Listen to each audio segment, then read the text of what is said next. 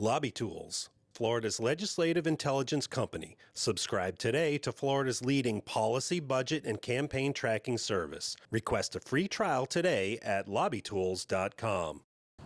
While schools were closed, 20,000 fewer calls came into Florida's child abuse hotline. But Florida's First Lady, Casey DeSantis, says that's not because fewer children were suffering. Those are 20,000 less lives that are potential victims of child abuse that do not have the opportunity to be able to seek help. And while fewer were able to report abuse, more reported mental health issues. One crisis center alone reported a 36% increase in suicide-related calls among 13 to 18-year-olds. What do kids need? They need predictability, they need stability, they need transparency. And during COVID-19, they've had none of that. Since school has started, more cases of abuse are being reported. Calls are up 27%, but access to mental health services for children, especially in rural districts, is limited. And so if we don't figure out creative ways of being able to provide that level of service, we know deaths of despair will increase. To help expand access, Florida's First Lady has announced $2 million